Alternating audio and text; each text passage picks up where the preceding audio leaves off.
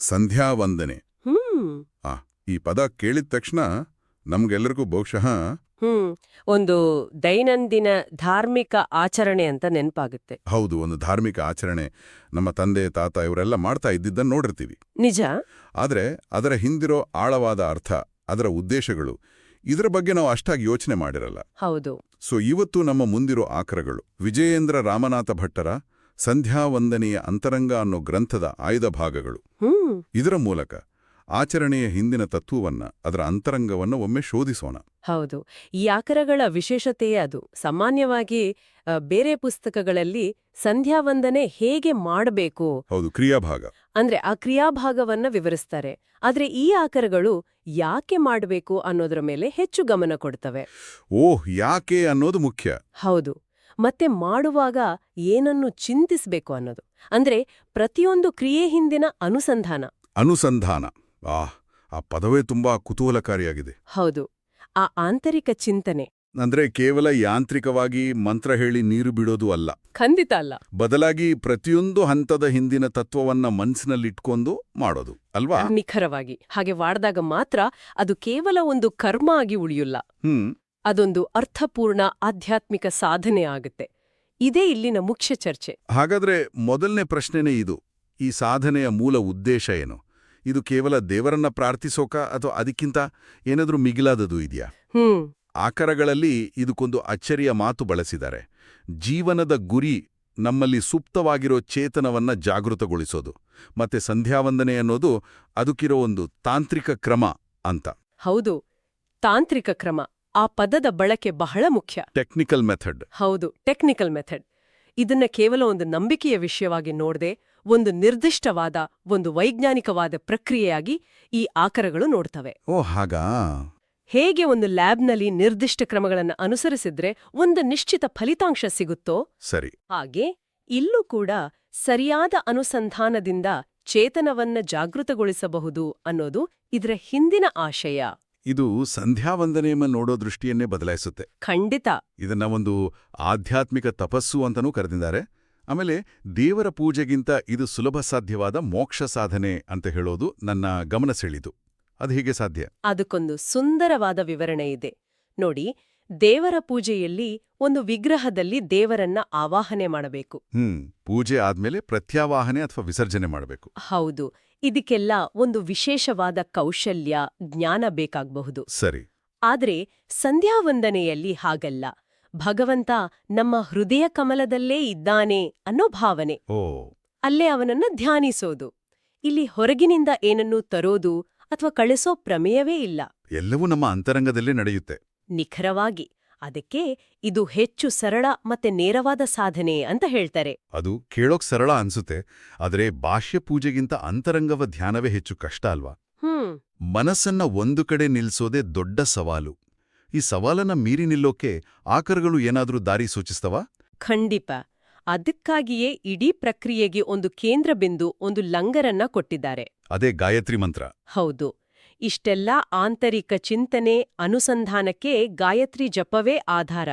ಆಕರಗಳಲ್ಲಿ ಸ್ಪಷ್ಟವಾಗಿ ನ ಗಾಯತ್ರ್ಯಃ ಪರಂ ಜಪಃ ಅಂತ. ಅಂದ್ರೆ ಗಾಯತ್ರಿಗೆ ಮಿಗಿಲಾದ ಜಪವೇ ಇಲ್ಲ. ಇಲ್ಲ. ಗಾಯತ್ರಿ ಮಂತ್ರದ ಬಗ್ಗೆ ಕೇಳಿದ್ದೀವಿ, ಆದ್ರೆ ಅದನ್ನ ವೇದ ಮಾತೆ ಅಂತ ಸಂಬೋಧಿಸಿರೋದು ನಿಜಕ್ಕೂ ಕುತೂಹಲಕಾರಿ. ಇದರ ಹಿಂದಿನ ಅರ್ಥ ಏನು? ಇದರ ಹಿಂದಿನ ಭಾವ ಹೀಗಿದೆ: ಗಾಯತ್ರಿಯ ಹೃದಯವನ್ನ ಅರಿತ್ರೆ ಇಡೀ 4 ವೇದಗಳ ಸಾರವನ್ನ ಅರಿತ ಹಾಗೆ ಅಂತ. ಸಾವಿರಾರು ಪುಟಗಳ ವೇದರಾಶಿಯ ಸಾರವನ್ನ ಹಿಡಿದಿಟ್ಟಿರೋ ಬೀಜ ಮಂತ್ರವೇ ಗಾಯತ್ರಿ. ಸೊ ಅದನ್ನ ಜಪಿಸೋದು ಅಂದ್ರೆ ವೇದಗಳ ಸಾರವನ್ನೇ ಮನನ ಮಾಡಿದಾಗೆ. ಆ ಜಪದ ಮುಖ್ಯ ಉದ್ದೇಶ ಭಗವಂತನನ್ನ ಒಲಿಸ್ಕೊಂಡು ಧೀಶಕ್ತಿಯನ್ನ ಪಡೆಯೋದು. ಧೀಶಕ್ತಿ ಅಂದ್ರೆ ಶ್ರೇಷ್ಠವಾದ ಸತ್ಯವನ್ನ ಗ್ರಹಿಸಬಲ್ಲ ಬುದ್ಧಿಶಕ್ತಿ. ಇದು ಕೇವಲ ಲೌಕಿಕ ಬುದ್ಧಿವಂತಿಕೆ ಅಥವಾ ಇಂಟೆಲಿಜೆನ್ಸ್ ಅಲ್ಲ ಅಲ್ವೇ? ಇದೊಂದು ವಿಶಿಷ್ಟವಾದ ಪ್ರಜ್ಞೆಯ ಸ್ಥಿತಿ ಇರಬೇಕು. ಖಂಡಿತವಾಗಿಯೂ. ಆಕರಗಳಲ್ಲಿ ಇದರ ಪರಿಣಾಮದ ಬಗ್ಗೆ ಒಂದು ಸುಂದರವಾದ ರೂಪಕ ಇದೆ. ಅದು ನನಗೆ ಬಹಳ ಇಷ್ಟವಾಯಿತು. ಹೌದು. ಕೃಷಿ ಭೂಮಿಗೆ ಮಳೆ ಬಂದಾಗ ನಾವು ಬೆಳೆಯೋಕೆ ಬಯಸಿದ ಪೈರಿನ ಜೊತೆಗೆ ಹುಲ್ಲು, ಕಡ್ಡಿ ಎಲ್ಲವೂ ತಾವಾಗೇ ಬೆಳೆಯುತ್ತೆ. ಸರಿ, ರೈತನ ಉದ್ದೇಶ ಪೈರು ಬೆಳೆಯೋದಷ್ಟೇ. ಹೌದು. ಆದ್ರೆ ಹುಲ್ಲು ತನ್ನಷ್ಟಕ್ತಾನೇ ಬರುತ್ತೆ. ಹಾಗೆ ಸಾಧಕನ ಮುಖ್ಯ ಗುರಿ ಧೀಶಕ್ತಿಯನ್ನ ಪಡೆಯೋದಾಗಿರ್ಬೇಕು. ಅದನ್ನ ಪಡೆದ್ರೆ ಅದರ ಜೊತೆಗೆ ಪ್ರತಿಭೆ, ಯಶಸ್ಸು, ಕೀರ್ತಿ, ಆಯುಸ್ಸು, ಆರೋಗ್ಯ ಇವೆಲ್ಲವೂ ಉಪಫಲಗಳಾಗಿ ತಾವಾಗೇ ಲಭಿಸುತ್ತವೆ ಅಂತ ಹೇಳಿದ್ದಾರೆ. ಹಾಗಾದ್ರೆ ನಮ್ಮ ಫೋಕಸ್ ಧೀಶಕ್ತಿ ಮೇಲೆ ಇರಬೇಕೆ ಹೊರತು ಲೌಕಿಕ ಲಾಭಗಳ ಮೇಲಲ್ಲ. ನಿಖರವಾಗಿಯೋ.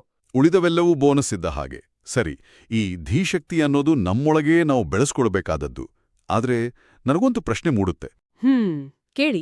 ಈ ಆಂತರಿಕ ಸಾಧನೆ ನಮ್ಮನ್ನ ನಮ್ಮೊಳಗೆ ಮಾತ್ರ ಸೀಮಿತಗೊಳಿಸತ್ತಾ ಅಥವಾ ಇದು ನಮ್ಮನ್ನ ಹೊರಗಿನ ಪ್ರಪಂಚದ ಜೊತೆಗೂ ಜೋಡಿಸತ್ತಾ? ಅತ್ಯುತ್ತಮ ಪ್ರಶ್ನೆ. ಯಾಕಂದ್ರೆ ಆಕರಗಳಲ್ಲಿ ಪಿಂಡಾಂಡ ಬ್ರಹ್ಮಾಂಡದ ಬಗ್ಗೆ ಒಂದು ಕುತೂಹಲಕಾರಿ ವಿಚಾರ ಇದೆ. ಹೌದು, ಇದು ಸಂಧ್ಯಾವಂದನೆಯ ಮತ್ತೊಂದು ಆಳವಾದ ಆಯಾಮ. ಆಕರಗಳ ಪ್ರಕಾರ ಭಗವಂತನ ಸಾಕ್ಷಾತ್ಕಾರ ಅಂದ್ರೇನೆ ಈ ಬ್ರಹ್ಮಾಂಡ ಪಿಂಡಾಂಡಗಳ ಜ್ಞಾನವನ್ನ ಪಡೆಯೋದು. ಪಿಂಡಾಂಡ ಅಂದ್ರೆ ನಮ್ಮ ಶರೀರ, ಮೈಕ್ರೋಕಾಸಮ್. ಹೌದು, ಬ್ರಹ್ಮಾಂಡ ಅಂದ್ರೆ ಈ ಇಡೀ ವಿಶ್ವ, ಮ್ಯಾಕ್ರೋಕಾಸಮ್. ಸಂಧ್ಯಾವಂದನೆಯ ಕ್ರಿಯೆಗಳು ಈ ಎರಡರ ನಡುವೆ ಒಂದು ಸೇತುವೆಯನ್ನ ನಿರ್ಮಿಸುತ್ತವೆ. ಇದು ಹೇಗೆ ಸಾಧ್ಯ?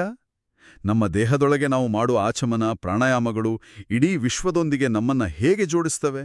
ಇಲ್ಲಿ ಪ್ರತಿಯೊಂದು ಕ್ರಿಯೆಯ ಸಾಂಕೇತಿಕ ಮತ್ತೆ ತಾತ್ವಿಕ ಅರ್ಥವನ್ನ ಗಮನಿಸಬೇಕು. ಉದಾಹರಣೆಗೆ, ಆಚಮನ ಮಾಡುವಾಗ ನಾವು ಕೇಶವ, ನಾರಾಯಣ, ಮಾಧವ ಅಂತ ಹೆಸರುಗಳನ್ನ ಹೇಳ್ತೀವಿ. ಹೌದು. ಆಕರಗಳ ಪ್ರಕಾರ ಇವು ಕೇವಲ ಹೆಸರುಗಳಲ್ಲ, ನಮ್ಮ ದೇಹದಲ್ಲಿರುವ 24 ಮೂಲ ತತ್ವಗಳಿಗೆ. ಪ್ರಕೃತಿ, ಮಹತ್, ಅಹಂಕಾರ ಇತ್ಯಾದಿ. ಹೌದು, ಆ ತತ್ವಗಳಿಗಿರುವ 24 ದೇವತೆಗಳ ಸ್ಮರಣೆ ಅದು. ಆಚಮನದ ಮೂಲಕ ನಮ್ಮ ಶರೀರ ಅನ್ನೋ ಪಿಂಡಾಂಡ ಯಾವೆಲ್ಲಾ ತತ್ವಗಳಿಂದ ಕೂಡಿದೆ ಅನ್ನೋ ಜ್ಞಾನವನ್ನ ನಾವು ಮನನ ಮಾಡ್ಕೋತೀವಿ. ಓಹೋ, ಅಂದ್ರೆ ಪ್ರತಿಯೊಂದು ಕ್ರಿಯೆಯೂ ನಮ್ಮ ಶರೀರ ಮತ್ತು ಪ್ರಜ್ಞೆಯ ಆಳಕ್ಕೆ ಇಳಿಯೋ ಒಂದು ವಿಧಾನ. ಹೌದು. ಸ್ನಾನದಿಂದ ಬಾಹ್ಯ ಶುದ್ಧಿ, ಊರ್ಧ್ವಪುಂಡ್ರಧಾರಣೆಯಿಂದ ಕುಂಡಲಿನಿ ಶಕ್ತಿ ಜಾಗೃತಿ, ಆಮೇಲೆ ಪ್ರಾಣಾಯಾಮದಿಂದ ದೇಹದೊಳಗಿನ ದೋಷಗಳನ್ನು ಹೊರಹಾಕೋದು.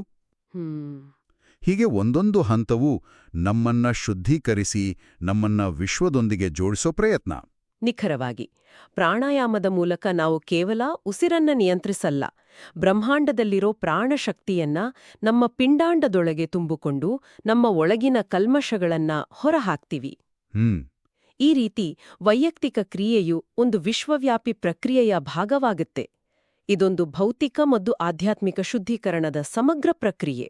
ಈ ಪ್ರಕ್ರಿಯೆಯಿಂದ ಸಿಗೋ ಲಾಭಗಳ ಬಗ್ಗೆ ಒಂದು ದೊಡ್ಡ ಪಟ್ಟಿಯೇ ಇದೆ. ಸುಮಾರು 15 ಪ್ರಯೋಜನಗಳನ್ನ ಆಕರಗಳಲ್ಲಿ ಪಟ್ಟಿ ಮಾಡಿದ್ದಾರೆ. ಹೌದು. ಇವು ಕೇವಲ ಆಧ್ಯಾತ್ಮಿಕ ಮಾತ್ರವಲ್ಲ, ದೈನಂದಿನ ಜೀವನಕ್ಕೂ ಸಂಬಂಧಪಟ್ಟಿದ್ದು. ಹೌದು. ಎಲ್ಲವನ್ನೂ ಹೇಳೋಕ್ಕಿಂತ ಕೆಲವು ಮುಖ್ಯವಾದವುಗಳನ್ನು ನೋಡೋಣ. ಮೊದಲನೇದು ಮತ್ತೆ ಅತ್ಯಂತ ಸ್ಪಷ್ಟವಾಗಿ ಕಾಣೋದು ಏಕಾಗ್ರತೆ ಹೆಚ್ಚಾಗೋದು. ಕಾನ್ಸಂಟ್ರೇಷನ್. ಹೌದು. ಪ್ರತಿದಿನ 3 ಹೊತ್ತು ಮನಸ್ಸನ್ನ ಒಂದೆಡೆ ನಿಲ್ಲಿಸೋದ್ರಿಂದ ಸಹಜವಾಗಿಯೇ ಮನಸ್ಸಿನ ಚಂಚಲತೆ ಕಡಿಮೆಯಾಗುತ್ತೆ. ಈ ಪಟ್ಟಿಯಲ್ಲಿ ಅಹಂಕಾರ ನಾಶ ಅನ್ನೋದು ತುಂಬಾ ದೊಡ್ಡ ಮಾತು. ನಾನು ಮಾಡಿದೆ, ನನ್ನಿಂದಲೇ ಇದು ಸಾಧ್ಯ ಅನ್ನೋ ಭಾವನೆಯಿಂದ ಹೊರಬರೋದು ಅಷ್ಟು ಸುಲಭವೇ? ಈ ಆಚರಣೆ ಅದಕ್ಕೆ ಹೇಗೆ ಸಹಾಯ ಮಾಡುತ್ತೆ ಅಂತ ಆಕರಗಳಲ್ಲಿ ಏನಾದರೂ ನಿರ್ದಿಷ್ಟವಾಗಿ ಹೇಳಿದ್ದಾರಾ? ಬಹಳ ಚೆನ್ನಾಗ್ ಕೇಳಿದ್ರಿ. ಆಕರಗಳ ಪ್ರಕಾರ ಅಹಂಕಾರ ನಾಶವೇ ಈ ಎಲ್ಲದರ ಕೇಂದ್ರ. ಸಂಧ್ಯಾವಂದನೆಯ ಕೊನೆಯಲ್ಲಿ ಕೃಷ್ಣಾರ್ಪಣಮಸ್ತು ಅಂತ ಹೇಳೋದ್ರ ಅರ್ಥವೇ ಅದು. ಓ ಸರಿ. ನಾನು ಈ ಕ್ರಿಯೆಯನ್ನ ಮಾಡ್ಲಿಲ್ಲ, ನನ್ನೊಳಗಿರೋ ಭಗವಂತನೇ ಪ್ರೇರೇಪಿಸಿ ಮಾಡಿಸಿದನೋ, ಇದರ ಫಲವು ಅವನಿಗೇ ಸೇರಿದ್ದು ಅನ್ನೋ ಭಾವನೆ. ಪ್ರತಿದಿನ ಈ ರೀತಿ ಸಮರ್ಪಣಾ ಭಾವವನ್ನ ಅಭ್ಯಾಸ ಮಾಡೋದ್ರಿಂದ ನಾನು ಅನ್ನೋ ಕರ್ತೃತ್ವ ಭಾವ ನಿಧಾನವಾಗಿ ಕರಗುತ್ತೆ. ಹಾಗಾದ್ರೆ ಏಕಾಗ್ರತೆ, ಶಾಂತಿ, ಸಂತೋಷ, ದಯೆ ಇವೆಲ್ಲವೂ ಈ ಮನಸ್ಥಿತಿಯ ಉಪಫಲಗಳು ಅಷ್ಟೇನಾ? ಹೌದು, ಬೈ ಪ್ರಾಡಕ್ಟ್ಸ್. ದೈಹಿಕ ಆರೋಗ್ಯದ ಬಗ್ಗೆಯೂ ಪ್ರಸ್ತಾಪವಿದೆ. ವಿಶೇಷವಾಗಿ ಪ್ರಾಣಾಯಾಮದಿಂದ ಹಲವಾರು ರೋಗಗಳು ಗುಣವಾಗುತ್ತವೆ ಅಂತಾರೆ. ಹೌದು. ಇದು ಇವತ್ತಿನ ಯೋಗ ಮತ್ತೆ ಪ್ರಾಣಾಯಾಮದ ಮಹತ್ವದ ಬಗ್ಗೆ ಮಾತಾಡೋದಕ್ಕೆ ತಾಳೆಯಾಡುತ್ತೆ. ಹೌದು. ಇದರ ಜೊತೆಗೆ ಪಾಪನಾಶದ ಕುರಿತಾದ ವಿವರಣೆ ಕೂಡ ಕುತೂಹಲಕಾರಿಯಾಗಿದೆ. ಅದು ಬಹಳ ನಿರ್ದಿಷ್ಟವಾಗಿದೆ. ಹೇಗೆ? ಪ್ರಾತಃಕಾಲದ ಸಂಧ್ಯಾವಂದನೆಯು ಹಿಂದಿನ ರಾತ್ರಿಯಲ್ಲಿ ತಿಳಿದೋ ತಿಳಿಯದೆಯೋ ಮಾಡಿದ ಪಾಪಗಳನ್ನ ನಾಶ ಮಾಡುತ್ತೆ. ಓಕೆ. ಮಧ್ಯಾಹ್ನದ ಆಚರಣೆ ಬೆಳಗಿನಿಂದ ಮಧ್ಯಾಹ್ನದವರೆಗೆ ಮಾಡಿದ ಪಾಪಗಳನ್ನ, ಮತ್ತು ಸಾಯಂಕಾಲದ ಆಚರಣೆ ಹಗಲಿನಲ್ಲಿ ಮಾಡಿದ ಪಾಪಗಳನ್ನ ನಾಶ ಮಾಡುತ್ತೆ ಅಂತ ಹೇಳ್ತಾರೆ. ಇದೊಂದ್ ರೀತಿ ದೈನಂದಿನ ಮಾನಸಿಕ ಶುದ್ಧೀಕರಣದ ಪ್ರಕ್ರಿಯೆಯಂತೆ ಕಾಣುತ್ತಲ್ವಾ? ಹೌದು. ದಿನದ ಕೊನೆಯಲ್ಲಿ ನಮ್ಮ ಮನಸ್ಸಿನಲ್ಲಿ ಯಾವುದೇ ಕಲ್ಮಶ, ಗಿಲ್ಟ್ ಉಳಿಯದಂತೆ ನೋಡ್ಕೊಳ್ಳುವ ಒಂದು ವಿಧಾನ. ಹೌದು. ಅದೊಂದು ಮೆಂಟಲ್ ಹೈಜೀನ್ ಪ್ರಕ್ರಿಯೆ ಇದ್ದ ಹಾಗೆ. ಇದು ಮನಸ್ಸನ್ನ ನಿರ್ಮಲವಾಗಿಟ್ಟು ಮುಂದಿನ ಕೆಲಸಗಳಿಗೆ ಸಿದ್ಧಗೊಳಿಸುತ್ತೆ. ಹಾಗಾದ್ರೆ ಈ ಆಚರಣೆಯನ್ನ ಎಲ್ಲರೂ ಒಂದೇ ಮಟ್ಟದಲ್ಲಿ ಮಾಡ್ತಾರಾ ಅಥವಾ ಅದರಲ್ಲಿ ಬೇರೆ ಬೇರೆ ಹಂತಗಳಿವೆ ಅಂತ ಆಕರಗಳು ವಿವರಿಸುತ್ವಾ? ಖಂಡಿತ. ಆಚರಣೆಯಲ್ಲಿ 3 ಹಂತಗಳನ್ನ ಸ್ಪಷ್ಟವಾಗಿ ಗುರುತಿಸುತ್ತವೆ. ಮೊದಲ್ನೇದು ಪ್ರಾಥಮಿಕ ಹಂತ. ಬೇಸಿಕ್. ಹೌದು. ಇಲ್ಲಿ ಮಂತ್ರಗಳನ್ನ ಕಂಠಪಾಠ ಮಾಡಿ ಕ್ರಮ ತಪ್ಪಲೇ ಆಚರಿಸೋದಕ್ಕೆ ಪ್ರಾಮುಖ್ಯತೆ. ಇದು ಅಡಿಪಾಯ. ಮೊದಲು ಕ್ರಮವನ್ನ ಕಲಿಬೇಕು. ಎರಡನೇದು ಮಾಧ್ಯಮಿಕ ಹಂತ. ಇಲ್ಲಿ ಕೇವಲ ಯಾಂತ್ರಿಕ ಆಚರಣೆಗಿಂತ ಒಂದು ಹೆಜ್ಜೆ ಮುಂದೆ ಹೋಗಿ ಶ್ರದ್ಧೆ, ಭಕ್ತಿ ಮತ್ತೆ ನಂಬಿಕೆಗಳಿಂದ ಮಾಡೋದು ಮುಖ್ಯ. ಹೌದು. ಇಲ್ಲಿ ಭಾವನೆಗಳು ಸೇರಿಕೊಳ್ತವೆ. ಮಂತ್ರದ ಅರ್ಥ ತಿಳಿಲಿಲ್ಲ ಅಂದ್ರೂ ಭಗವಂತನ ಮೇಲೆ ನಂಬಿಕೆ ಇಟ್ಟು ಮಾಡೋದು. ಸರಿ. ಮತ್ತು ಮೂರನೇದು ಉನ್ನತ ಹಂತ. ಇದು ಅತ್ಯಂತ ಶ್ರೇಷ್ಠವಾದುದು. ಇಲ್ಲಿ ಪ್ರತಿಯೊಂದು ಮಂತ್ರದ ಮತ್ತು ಕ್ರಿಯೆಯ ಅಂತರಂಗವನ್ನ, ಅಂದ್ರೆ ಅದರ ಹಿಂದಿನ ತತ್ವವನ್ನ, ಅನುಸಂಧಾನವನ್ನ ಸಂಪೂರ್ಣವಾಗಿ ತಿಳಿದು ಆಚರಿಸೋದು. ಅಂದ್ರೆ ಜ್ಞಾನಪೂರ್ವಕವಾದ, ಪ್ರಜ್ಞಾಪೂರ್ವಕವಾದ ಆಚರಣೆ. ನಿಖರವಾಗಿ. ನಾವು ಇಲ್ಲಿಯವರೆಗೆ ಚರ್ಚಿಸಿದ್ದೆಲ್ಲವೂ ಈ ಉನ್ನತ ಹಂತಕ್ಕೆ ಸಂಬಂಧಿಸಿದ್ದು. ಜಪ ಮುಗಿದ ನಂತರವೂ ಕೆಲವು ಕ್ರಿಯೆಗಳಿವೆ. ತರ್ಪಣ ಮತ್ತು ವಿಸರ್ಜನೆ. ಸಾಮಾನ್ಯವಾಗಿ ಜಪ ಮುಗಿದ ತಕ್ಷಣ ಎದ್ದು ಹೋಗೋರೇ ಹೆಚ್ಚು. ಹೌದು, ನಿಜ. ಇದರ ಹಿಂದಿನ ತತ್ವವೇನು? ಗಾಯತ್ರಿ ಜಪ ಮುಗಿದ ನಂತರ ಮಾಡಿದ ಪ್ರತಿ 10 ಜಪಕ್ಕೆ ಒಂದರಂತೆ ತರ್ಪಣ ಕೊಡಬೇಕು. ಅಂದ್ರೆ ನೀರ್ ಬಿಡೋದು. ಹೌದು. ಸವಿತೃರೂಪಿ ನಾರಾಯಣನ ಪ್ರೀತ್ಯರ್ಥವಾಗಿ ನೀರನ್ನ ಬಿಡಬೇಕು. ಇದೊಂದು ರೀತಿಯಲ್ಲಿ ಕೃತಜ್ಞತಾ ಸಮರ್ಪಣೆ. ನಾವು ಪಡೆದ ಶಕ್ತಿಗಾಗಿ ದೇವರಿಗೆ ಧನ್ಯವಾದ ಹೇಳೋ ರೀತಿ. ಹಾಗಾದ್ರೆ ವಿಸರ್ಜನೆಯ ಬಗ್ಗೆ ಏನು ಹೇಳಲಾಗಿದೆ? ಜಪಕ್ಕಾಗಿ ನಾವು ಗಾಯತ್ರಿ ದೇವಿಯನ್ನ ಮತ್ತು ಇತರ ದೇವತೆಗಳನ್ನ ನಮ್ಮ ಹೃದಯದಲ್ಲಿ ಆಹ್ವಾನ ಮಾಡಿರ್ತೀವಿ. ಆ ಕಾರ್ಯ ಮುಗಿದ ನಂತರ ಅವರಿಗೆ ಕೃತಜ್ಞತಾಪೂರ್ವಕವಾಗಿ ವಿಸರ್ಜನೆ ಮಾಡಬೇಕು. ಅಂದ್ರೆ ಅವರನ್ನು ಗೌರವಯುತವಾಗಿ ಕಳಿಸ್ಕೊಡ್ಬೇಕು. ಸರಿ. ಇಲ್ಲಿ ಒಂದು ವಿಶೇಷ ನಿಯಮವಿದೆ. ಆವಾಹನೆ ಮಾಡಿದ ಕ್ರಮದ ವಿಪರೀತ ಕ್ರಮದಲ್ಲಿ ವಿಸರ್ಜನೆ ಮಾಡಬೇಕು. Reverse order. ಅದ್ಯಾಕೆ ಹಾಗೆ? ಇದೊಂದು ಸುಂದರವಾದ ಸಂಕೇತ. ನಮ್ಮ ಮನೆಗೆ ಬಂದ ಅತಿಥಿಗಳನ್ನ ಹೇಗೆ ಗೌರವಯುತವಾಗಿ ಬಾಗಿಲಿನವರೆಗೂ ಬಂದು ಬೀಳ್ಕೊಡ್ತೇವೋ ಹಾಗೆಯೇ ಇದು. ಆವಾಹನೆಯಲ್ಲಿ ಮೊದಲು ಬಂದ ದೇವತೆಗಳಿಗೆ ಕೊನೆಯಲ್ಲಿ ವಿಸರ್ಜನೆ, ಕೊನೆಯಲ್ಲಿ ಬಂದವರಿಗೆ ಮೊದಲು. ಇದು ಮಾಡಿದ ಸಹಾಯಕ್ಕೆ ಕೃತಜ್ಞತೆ ಸಲ್ಲಿಸೋ ಮತ್ತೆ ಎಲ್ಲವೂ ಒಂದು ಕ್ರಮಬದ್ಧ ರೀತಿಯಲ್ಲಿ ನಡೆಯುತ್ತೆ ಅನ್ನೋದರ ಪ್ರತೀಕ. ಹಾಗಾದ್ರೆ ಈ ಎಲ್ಲ ಚರ್ಚೆಯ ಸಾರಾಂಶ ಏನಪ್ಪಾ ಅಂದ್ರೆ, ಸಂಧ್ಯಾವಂದನೆ ಕೇವಲ ಒಂದು ಆಚರಣೆಯಾಗಿ ಉಳಿಯದೆ ತನ್ನನ್ನು, ಈ ವಿಶ್ವವನ್ನು ಮತ್ತೆ ಆ ಭಗವಂತನನ್ನು ಅರಿಯುವ ಒಂದು ವೈಜ್ಞಾನಿಕ ಹಾಗೂ ಆಧ್ಯಾತ್ಮಿಕ ಮಾರ್ಗವಾಗಿದೆ. ಹೌದು. ಪ್ರತಿಯೊಂದು ಹಂತಕ್ಕೂ ಅದರದ್ದೇ ಆದ ತಾರ್ಕಿಕ ಮತ್ತು ತಾತ್ವಿಕ ಹಿನ್ನೆಲೆಯಿದೆ. ಹೌದು.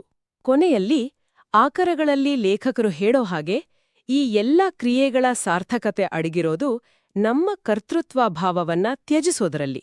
ನಾನು ಮಾಡುವನಲ್ಲ, ಎಲ್ಲವನ್ನೂ ಭಗವಂತನೇ ನನ್ನೊಳಗೆ ನಿಂತು ಪ್ರೇರೇಪಿಸಿ ಮಾಡಿಸ್ತಿಡಾನೆ ಅನ್ನೋ ಭಾವದಿಂದ ಕೃಷ್ಣಾರ್ಪಣಮಸ್ತು ಅಂತ ಎಲ್ಲವನ್ನೂ ಆ ಭಗವಂತನಿಗೆ ಸಮರ್ಪಿಸೋದ್ರಲ್ಲಿ ಈ ಆಚರಣೆಯ ಪರಿಪೂರ್ಣತೆ ಇದೆ.